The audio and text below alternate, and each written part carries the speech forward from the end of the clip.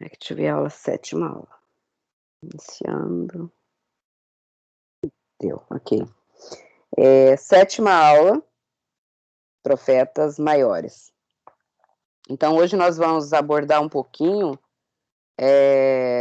do profeta Isaías.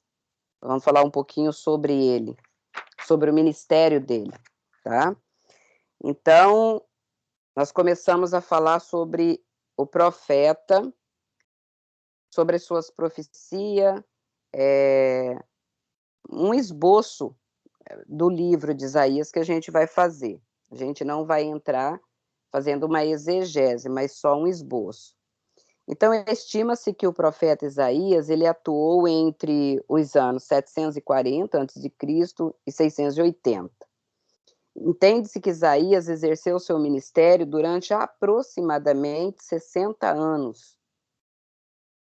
O seu ministério se deu no período de alguns reis, que no capítulo 1, versículo 1, ele vai falar sobre esses reis, né? Ele fala visão que Isaías, filho de Amós, teve a respeito de Judá e Jerusalém, nos dias de Uzias, Jotão, Acás e Ezequias, reis de Judá. Então foram esses reis, né? Onde que ele teve essa participação. Então o chamado de Isaías, ele se dá no ano que morreu o rei Uzias. Inclusive, ele vai fazer essa citação no capítulo 6 e no versículo 1 ele vai falar sobre isso, né? No ano em que o rei Uzias morreu. Então, a gente tem esse dado e essa informação aqui. Outro dado cronológico que nos dá informação para compreender o período do ministério profético de Isaías é a morte de Senaqueribe, que é mencionada no capítulo 37. Historicamente, Senaqueribe morreu no ano 680, aproximadamente, antes de Cristo. Portanto, compreende-se que Isaías profetizou realmente nesse tempo, de 740 a 680 a.C. A tradução judaica nos mostra que o autor do livro, né, que é Isaías, é o próprio Isaías. Porém, há alguns estudiosos que acreditam que eram 2 ou até 3 Isaías que escreveram o livro. Defende-se que o livro não tenha sido escrito por apenas um Isaías. Essa linha de pensamento acredita que Isaías escreveu entre o capítulo 1 a 39. E os demais capítulos teriam sido escritos por outro escritor. E até sugerem que o outro escritor também se chamava Isaías. Tá? Então, existe essa linha de pensamento. Mas nós, da teologia cristã pentecostal, e estudiosos também que são mais conservadores, não aceitam essa tese e continuam defendendo que apenas o profeta Isaías é que teve todas as revelações proféticas e as profetizou. Capítulo 1, versículo 1, vai nos revelar isso.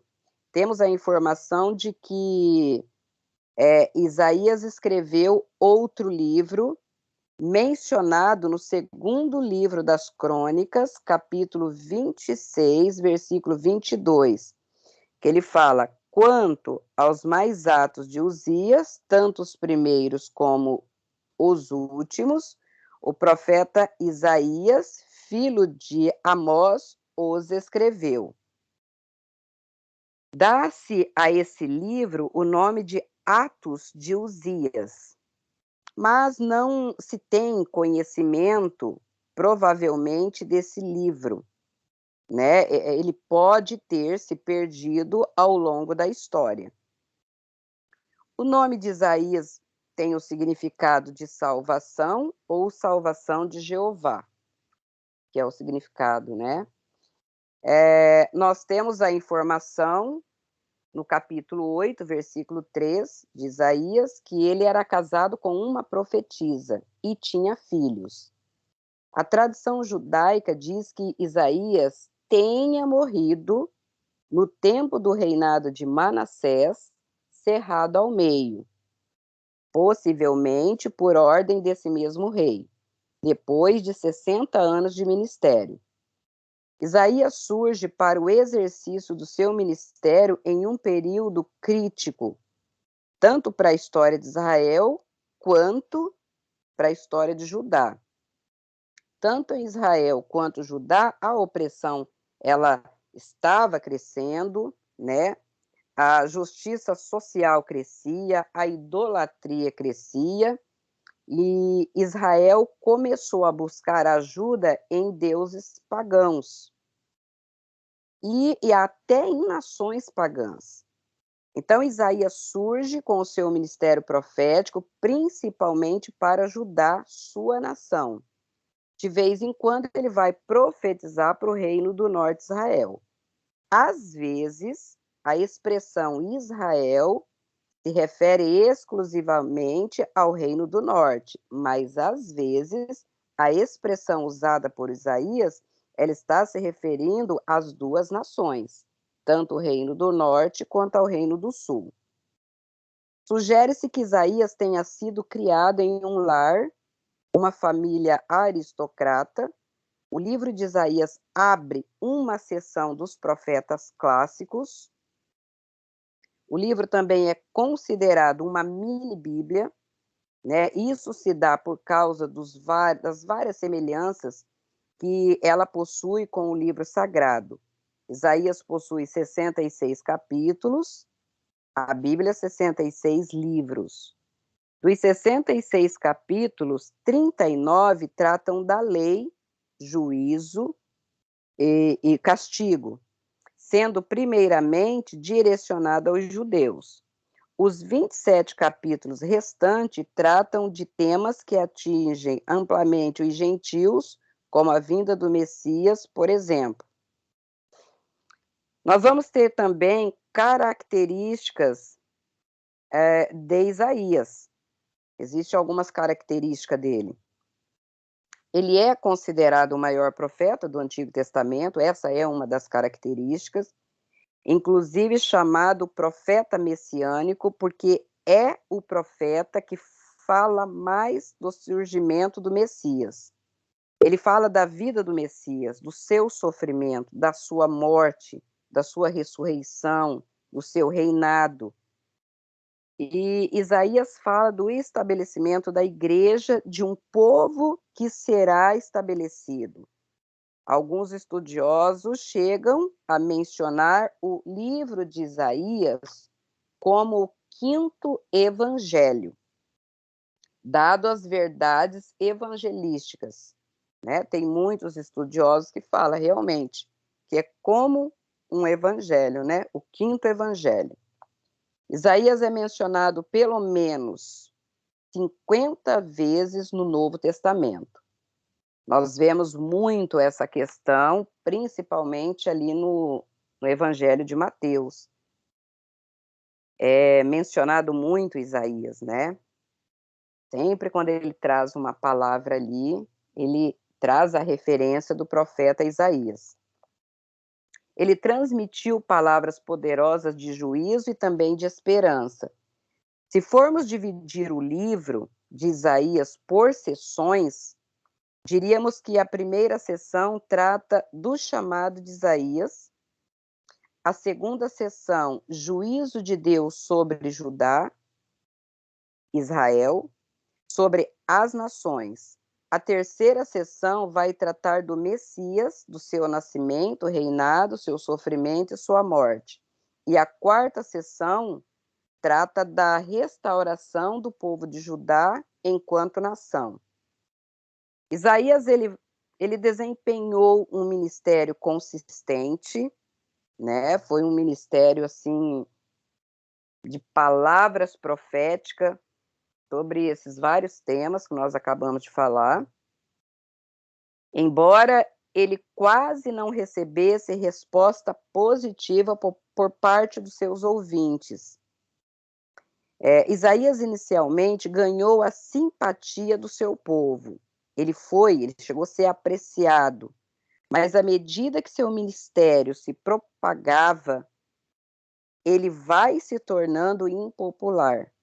A sociedade de Judá começa a rejeitar Isaías por causa das suas profecias, que eram muito duras. Por 3 anos e meio, nós vemos, né, até o livro vai retratar isso, ele anda nu. Há quem diga e mencione que Isaías usava uma roupa, né, que cobrisse uma parte do seu corpo, mas a parte de trás do seu corpo, durante esse período, ficava, né, descoberta para denotar a Israel a vergonha do cativeiro. Então, propriamente, ele andava com uma parte íntima, né, descoberta para mostrar para o povo que realmente era uma vergonha essa questão do cativeiro. Isaías ele morreu sem que a população de Judá acreditasse nas suas profecias, porque ele fala de acontecimentos que estão por vir e que muitas vezes estavam distante no tempo, como se já estivesse acontecendo. Ele estava profetizando algo que era para um período, mas que parece, pela forma dele falar, que já estava acontecendo. Então, o exemplo disso vai ser Isaías 7,14, que ele fala: uma virgem conceberá, dará à luz a um filho, e o seu nome será Emanuel.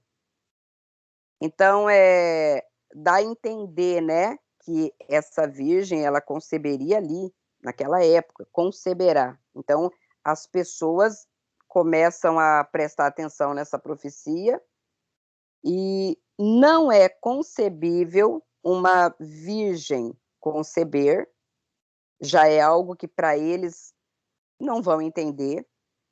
Então, isto vai se tornar muito questionável. Como é que o profeta está falando algo que é inconcebível?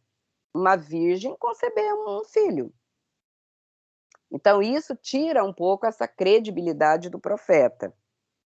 Isaías 9,6 também vai falar: um menino nos nasceu, um menino nos nasceu, um filho se nos deu, e o principado está sobre os seus ombros, né?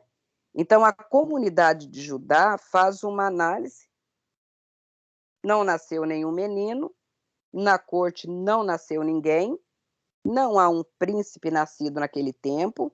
Isso torna a profecia questionável para as pessoas daquele tempo. O relato do sofrimento do Messias não se adequa à realidade de Judá naquele tempo. Era algo que as pessoas estavam ali recebendo essa palavra, mas não estava vendo isso acontecer, porque era como se fosse para aquela época, né? Então eles não vão acreditando muito naquilo, naquelas profecias. E Isaías, cada vez que ele vai profetizando, essas profecias vão ficando assim na cabeça daquelas pessoas mais difícil para eles entenderem. Então, por exemplo, a restauração de Judá, a partir do capítulo 60 e 61, não cabe no contexto daquele tempo, porque Judá não estava embaixo de nenhuma ameaça, Judá estava bem e não tinha nada acontecendo, e quem estava, na verdade, caindo em 722 aproximadamente, antes de Cristo, é o reino do norte de Israel. E em 2ª Crônica diz que o Senhor quis preservar Judá quando caiu o Reino do Norte. Então, até boa parte ali dos contemporâneos de Isaías não creram em seu ministério de certo período, porque ele estava trazendo uma profecia que realmente, para ajudar, não estava acontecendo nada daquilo. Então é aonde que as pessoas entram naquela questão, será? O que o profeta está falando? Então eles não tinham, né, uma clareza daquilo que o profeta estava anunciando. Então por isso que ele muitas vezes era desacreditado. Então esse é uma parte com referência a Isaías, a sua profecia. E depois nós entramos, então, para esse esboço do livro, o esboço do livro, que não é uma exegese no caso. São só divisões para nós entendermos sobre o livro. O que acontece, por exemplo, no capítulo 1 a 6:3. Então, aqui vai ter uma mensagem de juízo e esperança. Os primeiros 5 capítulos são chamados de ditos proféticos, que se iniciam com um ai. Então, quando a gente viu nas aulas anteriores, né, esse ai, que é trazendo para o povo uma revelação de aflição, daquilo que estava por ocorrer, justamente por causa do pecado de Judá. Então, quando nós começamos a ler, ele vai trazer sempre ai, ai. Então, sempre quando tem um ai, é uma revelação de aflição, daquilo que está por vir. Então, a gente vai tendo esse entendimento, porque o livro, ele realmente ele começa com essa questão do ai, né? E aqui já no capítulo 6:1 em diante, né? Aqui no 6:1, aqui ocorre a mensagem específica de Isaías para o ministério profético e sua consagração. Tanto é que aqui no 6:1 é onde que ele vai falar: o ano em que o rei Uzias morreu, eu vi o Senhor assentado num trono. Então aqui vem uma mensagem, né, para ele, uma mensagem que já ela é bem diferente do capítulo 1 até o 5. Então, até o 5, ele profetiza, recebe as revelações da parte de Deus. A partir do capítulo 6, ele vive uma experiência pessoal da revelação de Deus, e dentro dessa experiência pessoal, ele vive uma transformação. Então, essa transformação, ele precisava viver, porque até então ele estava trazendo, né, a questão da revelação ali, da aflição. Mas no 6 você vê uma mudança muito grande na escrita, né? Porque aqui ele já vem mudando, tanto é que nós vamos ver que esse ai, que até então é uma revelação de aflição daquilo que estava para ocorrer, aqui muda completamente, porque esse ai vira para ele, né? Ele fala, ai de mim.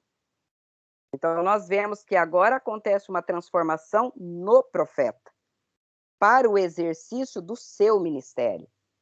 Então, agora ele, depois que ele tem essa visão maravilhosa, ele vem e ele fala, ai de mim, estou perdido, pois sou um homem de lábios impuros e vivo no meio de um povo de lábios impuros. Os meus olhos viram o rei, o Senhor dos exércitos. Então agora ele reconhece o seu pecado. O profeta reconhece isso, essa transformação agora é dentro dele. É algo que Deus precisava fazer, até pela por tudo que ele iria viver, por tudo que ele iria profetizar. Então, precisava existir realmente essa transformação. Isso vai acontecer no capítulo 6. A partir do capítulo 7:1 até o 12:6, vão existir o quê? Profecias de libertação e salvação. Então, agora a gente já vê uma outra forma, né? A gente vê que essa seção do livro, ele vai tratar de outros assuntos. Então, essas profecias vêm tratar da ruína de Judá, da Síria. Aí ele vai falar do advento do Messias, ameaça para o reino de Israel, revelando um tempo de libertação e salvação, e ele traz essa palavra para que o povo fosse livre. A gente fala muito sobre isso, né? Deus, primeiro, ele traz uma mensagem para que tanto a gente se arrependa, quanto uma nação se arrependa. Ele sempre traz primeiro um profeta, uma palavra, para que haja o arrependimento, para que a gente muitas vezes não passe por aquele processo doloroso. Então, o nosso Deus é um Deus que avisa antes. Mas quando não há o arrependimento, é óbvio que vai vir o juízo. Como hoje nós anunciamos a palavra. Hoje estão os profetas anunciando que Jesus voltará. E que tem que haver o arrependimento. Talvez nós não vamos ver o arrebatamento, eu não sei. Poderemos ver como a gente pode morrer antes e participar, lógico, com Cristo, né, na eternidade, de tudo que está escrito a respeito da igreja. Mas nós somos aquele povo que está trazendo uma mensagem hoje. Nós estamos no tempo da graça e essa mensagem continua sendo falada para que haja arrependimento nos corações. Porque Deus hoje, ele avisa. A igreja hoje, ela está como um arauto do Senhor. Ela está proclamando arrependimento. Então, nós hoje somos boca, né? Boca profética. A igreja é uma boca profética que está anunciando nos 4 cantos da terra aí arrependimento. Porque é óbvio que depois vai ter o juízo.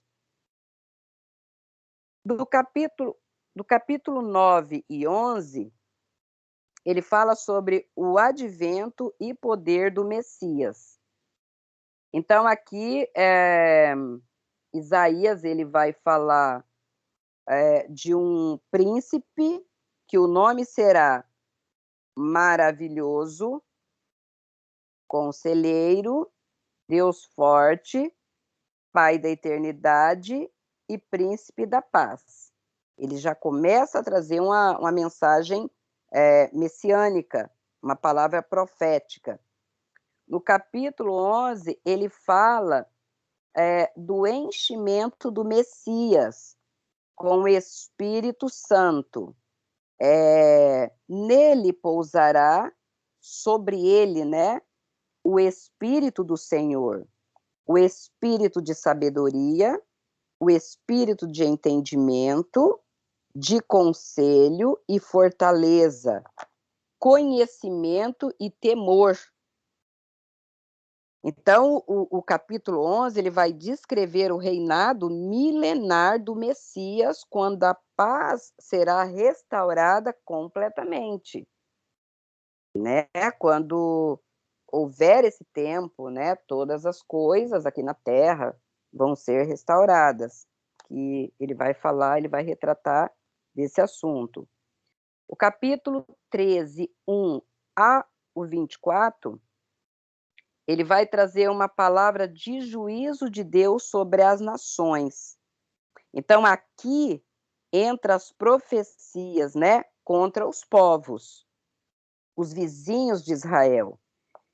Então, Isaías aqui, ele abre a sessão falando da ruína da Babilônia e o livramento de Israel, ele fala sobre restauração, ele fala também sobre o cântico de triunfo, depois tem a profecia contra os assírios, filisteus, a ruína de Moabe, Damasco e Efraim. Essa seção trata do juízo das nações. Então, desse capítulo 13, praticamente até o 24, ele vai falar de juízo sobre as nações. O capítulo 25, ele fala sobre juízos e promessas para o futuro de Judá. Apesar, né, do juízo que ele sempre traz, ele vai retratar dessa questão, mas sempre há uma promessa para o povo de Judá. E dentro do livro nós vamos ver isso. Deus, ele é um Deus que ele trata com as nações, ele trata com uma cidade, ele trata com uma pessoa, e apesar de ele falar do juízo, ele também fala de uma promessa de restauração, ele fala de uma promessa de uma vitória. Hoje, por exemplo, nós falamos de Jesus, nós anunciamos a boa nova do Evangelho, mas também nós anunciamos que aquele que não crê em Jesus, existirá um juízo. Então, Deus, ele sempre está trazendo uma palavra onde tem esperança, e o final é sempre esperança para aquele que crê. A mesma coisa acontecia no tempo dos profetas maiores. O 7º aqui fala os ais de julgamento dos ditos proféticos. Tem aqui do capítulo 28 ao capítulo 33. Então, aqui também entra essa questão dos ais. Então, chamados de ditos proféticos, que estavam por vir. Então, sempre quando a gente lê, que a gente vê falar sobre ais, a gente sabe que são ditos proféticos, de algo que ainda está para acontecer. O 8º ponto aqui, ó, o dia do Senhor, ou chamado também o dia da manifestação do julgamento do Senhor, que é do capítulo 34, 1 a 35, 10, ele fala como Deus se levanta contra as nações em favor do seu povo. Sempre nós vamos ver, né, ali o dia do Senhor, o dia do Senhor, o dia da manifestação do julgamento do Senhor. Então, essa sessão, ela vai do 34, 1 até o 35, 10, o dia do Senhor. O ponto 9, ele vai retratar capítulo 36, 1 ao 39, 8. Ele vai falar, agora ele muda a sessão. Você pode ver que Isaías, de capítulo a capítulo, ele vai mudando a sessão. Por isso que nós temos que prestar bastante atenção quando nós estamos estudando esse livro. Então, aqui ele fala do reinado do rei Ezequias e o livramento concedido a ele. Então, agora ele para essa sessão aqui, que ele está falando do dia do Senhor, agora ele já entra no reinado de Ezequias.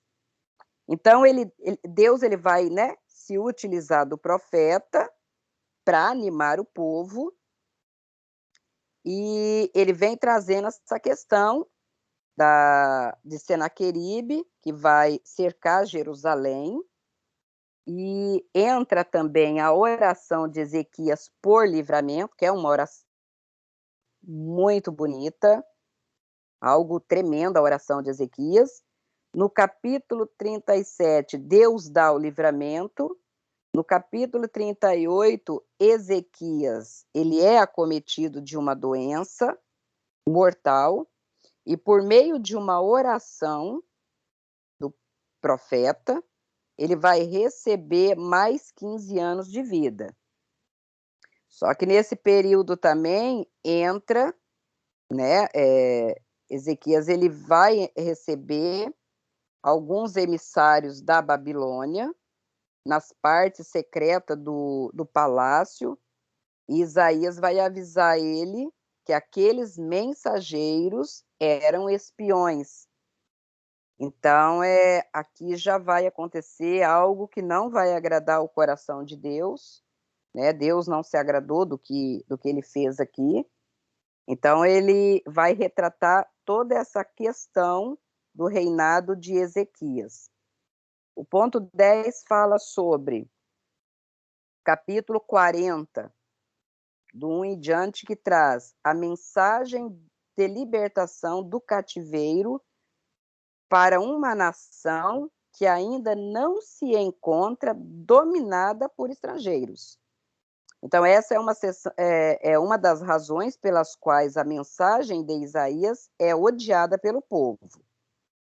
Então, Isaías ele está falando de uma libertação antes mesmo que ocorra o cativeiro.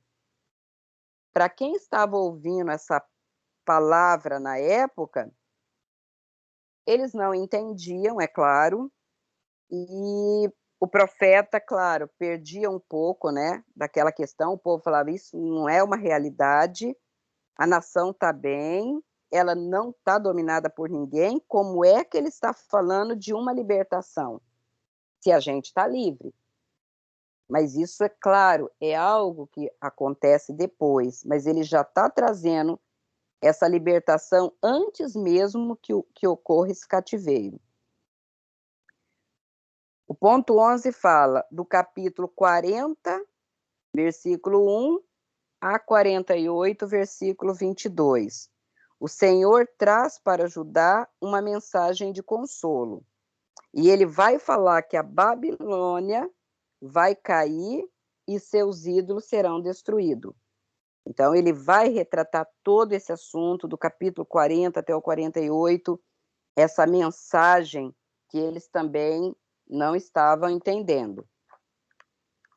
Então, a gente vê que o livro, ele é um livro que tem os seus 66 capítulos, mas ele vai sendo, tem uma elaboração, as seções, elas são muito, é diferente uma da outra, até para nós que estudamos o livro, a gente tem que ficar muito atento quando vai mudando essas seções, porque há muita mudança no livro de Isaías, né? Então, até para nós entendermos cada profecia, o tempo, para nós que lemos hoje, ela se torna um pouco mais fácil, assim, nessa questão, porque muitas coisas já aconteceram. Mas agora você imagina para quem estava lendo essas profecias na época que ele escrevia, um tempo depois, eles não entendiam.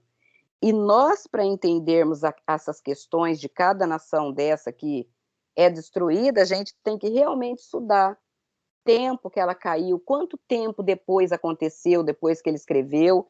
Aí nós temos que entrar num estudo de capítulo ou versículo por versículo, capítulo por capítulo.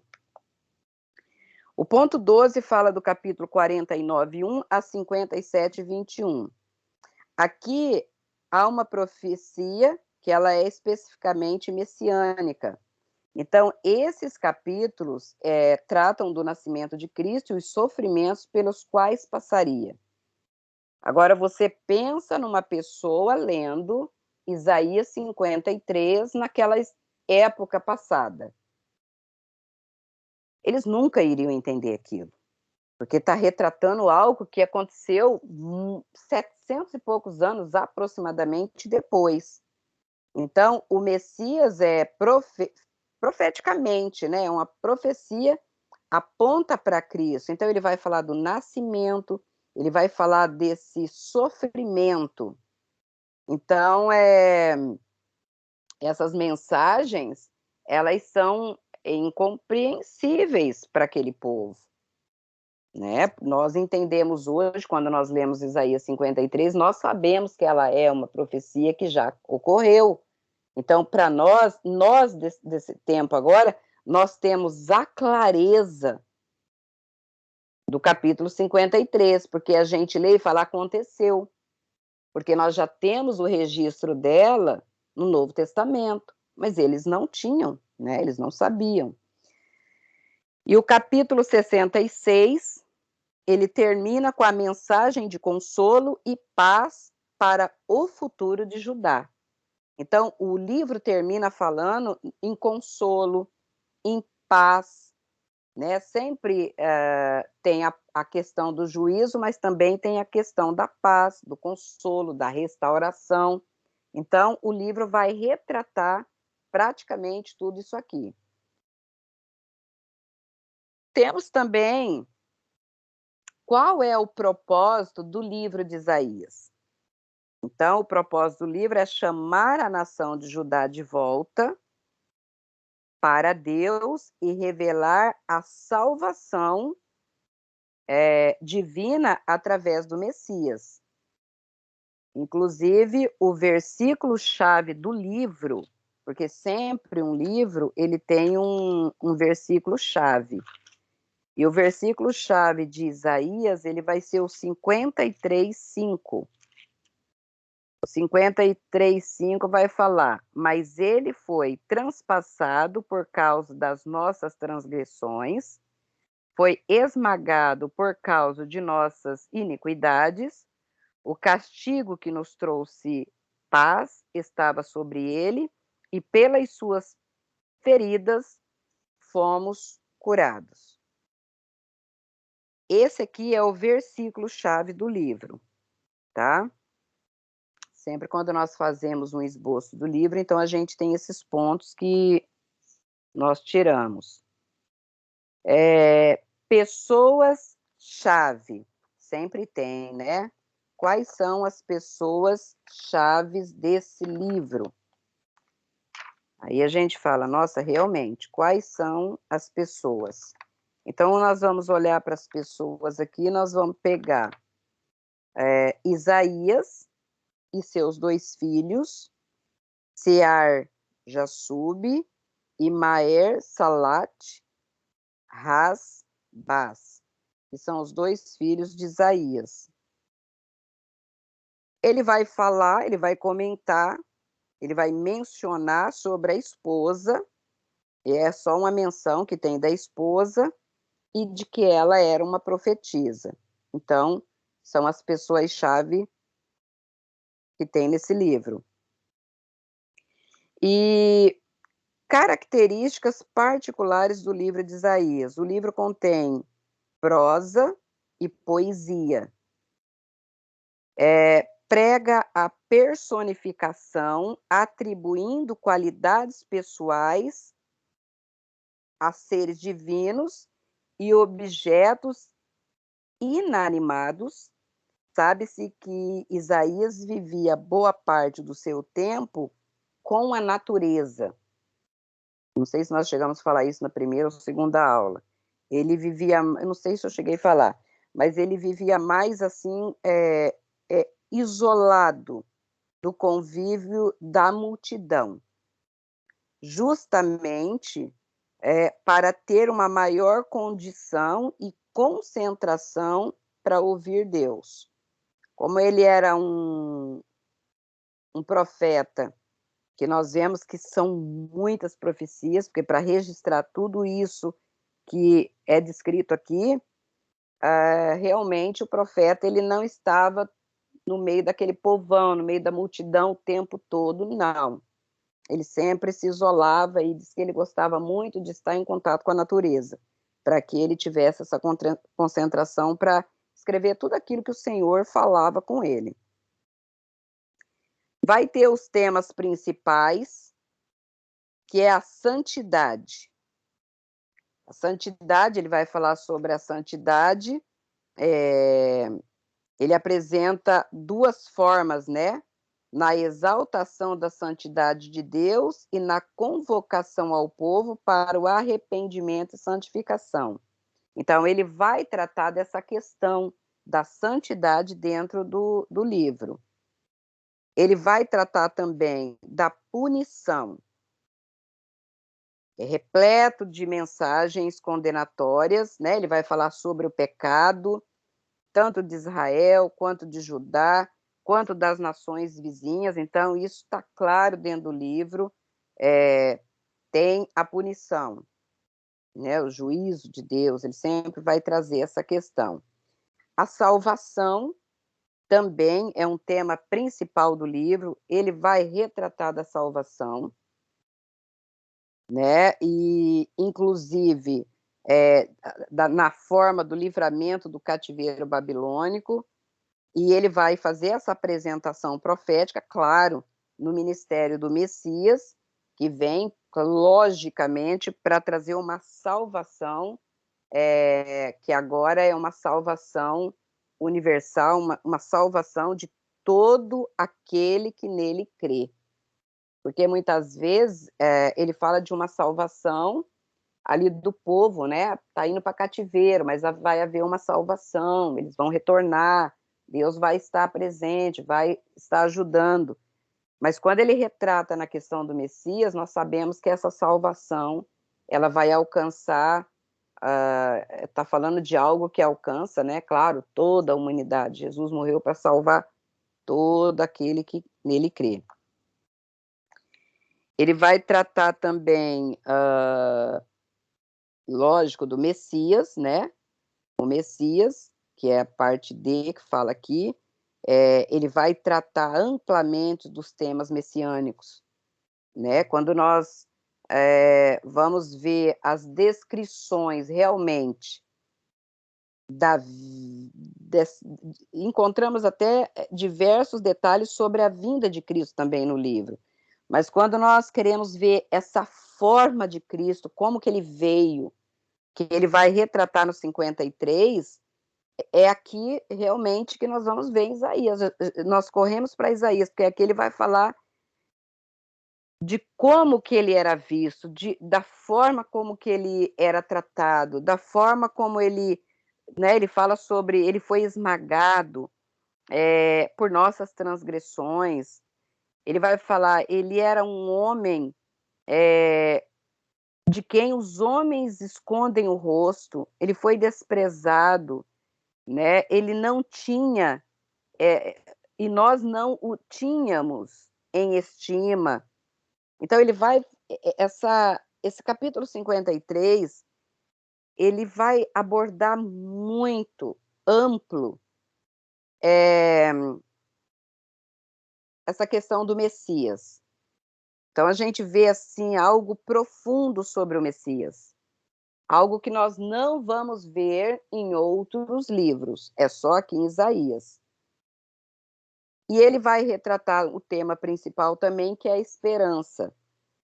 Que ele vai falar, que é quando vai terminando ali o livro, que ele vai falar sobre a restauração do reino de Judá, que é a questão mais, a finalização ali dos capítulos que vão finalizar os temas, né, que são de Isaías. Então, o que que a gente fez? A gente fez um esboço do livro. Não entramos propriamente dentro dos capítulos, porque não é uma exegese. Então, o que nós podemos tirar de lição desse livro de Isaías? Porque quando a gente lê um livro, nós tiramos algumas lições. Claro que tem profecias que ainda vão se cumprir, mas nós, quando a gente aborda ele dessa forma, a gente tira lições. Então, nós tiramos lições, por exemplo, somos escolhidos por Deus para o servir.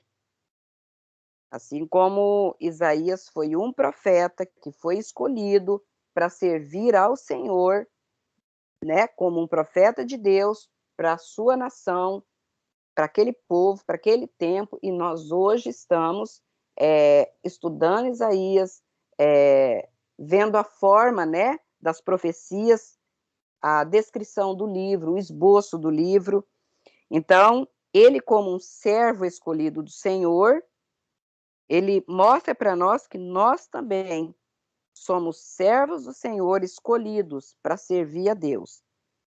Devemos reconhecer as nossas iniquidades perante Deus, assim como nós vemos no livro, quando ali no capítulo 6, ele vai falar: ai de mim que estou perecendo. Então ele reconhece o seu pecado. Então qual a lição que eu tiro? Que eu também tenho que reconhecer o meu pecado. Cada um de nós temos que reconhecer o nosso pecado, porque tudo que nós lemos, nós temos que extrair uma lição para nós e colocar aquilo em prática, né? Se tem alguém ainda que não reconheceu a sua iniquidade, o seu pecado, lendo o capítulo 6, ele vai falar: poxa, se ele que é um profeta, ele vê a glória de Deus, ele reconhece o seu estado, porque eu não vou reconhecer também o meu estado. Então nós aprendemos isso.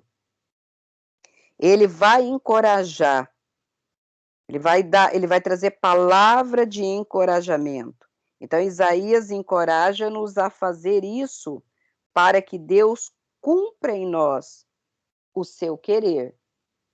Porque a partir do momento que ele, no capítulo 6, ele vem reconhecendo as fragilidades, o seu pecado, quem ele era, então você pode ver que a partir daí Deus vai cumprir praticamente tudo que ele tinha na vida desse profeta. E nós temos que também reconhecer o nosso estado, nós somos encorajados a fazer isso, para quê? Para que Deus cumpra em nós o seu querer. Porque tem muitas coisas na nossa vida que muitas vezes a gente não enxerga. Nós só temos um ponto de vista ao nosso respeito a partir do momento que nós olhamos para essa glória de Deus. Quando nós olhamos quem Ele é, quem é esse Deus que eu sirvo, quando eu conheço esses atributos de Deus, quando eu conheço a santidade de Deus, então eu olho para dentro de mim e, como Isaías, eu posso falar: ai de mim, eu estou perdido, pois eu estou no meio de um povo impuro e eu vivo com os meus lábios impuros também. Então, os meus olhos vai ver aquela glória, a glória do Senhor dos Exércitos, né? E ele teve algo, essa visão dele, ele vê os serafins, então eles trazem essa brasa viva, que é tirada do altar, com uma tenaz, e com ela, né, a boca dele vai ser tocada, porque ele diz: tocou a minha boca e disse: veja isto, tocou os meus lábios, por isso a sua culpa foi removida, será removida, e o seu pecado será perdoado. Então, quando nós olhamos para esse livro de Isaías e a gente encontra essas palavras, isso aqui muda a vida, isso aqui é mudança, isso aqui é transformação, isso aqui é olhar para o profeta e ver que ele reconheceu algo que eu tenho que reconhecer. Porque muitas vezes nós nos julgamos que está tudo bem, que nós estamos bem, que não tem nada a ser feito em nós. Mas quando nós olhamos para a glória do Senhor, para esse Deus que é santo, então a gente olha para dentro de nós, a gente fala: gente, eu preciso dessa mudança. Eu preciso que haja em mim uma mudança constante. Porque a palavra de Deus diz que nós somos transformados de glória em glória. Nós não somos transformados de uma só vez, né? Nós vamos sendo transformados à medida que nós enxergamos Cristo, à medida que nós enxergamos a glória, à medida que nós entendemos alguns processos na nossa vida, à medida que nós vemos a Jesus, né? Essa santidade, que nós temos essa clareza na nossa mente. então nós realmente vamos sendo transformados. Então, essa questão do livro de Isaías, você pode ver que logo em seguida que ele reconhece o estado dele, então, no versículo 8 do capítulo 6, fala, então, a partir disso, a partir de todo esse acontecimento, dessa transformação, de tudo que eu vi, de tudo que foi realizado em mim, então ouvi a voz do Senhor, conclamando, quem enviarei? Né? E quem irá por nós? E eu respondi, eis-me aqui, envia-me. Ele disse, vá e diga a este povo, estejam sempre ouvindo, mas nunca entendam, né? Que eles não iriam mesmo entender. Estejam sempre vendo e jamais percebam. Aí ele fala, torne insensível o coração deste povo, torne surdo os seus ouvidos e feche os seus olhos. Que eles não vejam com os olhos, não ouçam com os ouvidos e não entendam com o coração, para que não se convertam e sejam curados. Então ele fala, eu perguntei, até quando, Senhor? E ele respondeu, até que as cidades estejam em ruínas e sem habitantes, até que as casas fiquem abandonadas e os campos sejam totalmente devastados. Então, na verdade, Deus ele traz uma explicação para Isaías sobre as palavras proféticas que ele ia falar, o povo não ia entender, o povo não ia aceitar, porque o povo também tinha um coração endurecido, né, independente de muitas profecias não terem sido realizadas ali no tempo dele, mas mesmo assim, o povo tinha um coração duro. Tanto é que isso aí é revelado lá em Mateus, né? Mateus retrata dessa questão, ele traz esse texto aqui que fala da dureza do coração do povo, que muitas vezes a mensagem é falada, mas o povo não entende. Mas não entende por quê? Porque não abre o ouvido para entender a mensagem. Como nós hoje pregamos o evangelho, muitas vezes a gente fala, porque nós falamos para algumas pessoas recebem o evangelho e outras pessoas não. Existe uma dureza de coração, né? Que com o tempo, claro, Deus ele quebra aquela dureza, porque ele tem poder para isso. Mas então é essa questão do livro, tá? E então a gente finaliza essa aula. Não é uma aula que vai trazer a exegese, mas dá para a gente compreender um pouco a questão do livro. E na próxima aula nós vamos estar abordando um pouquinho, então, do esboço do profeta Jeremias, tá bom? Então aqui a gente termina.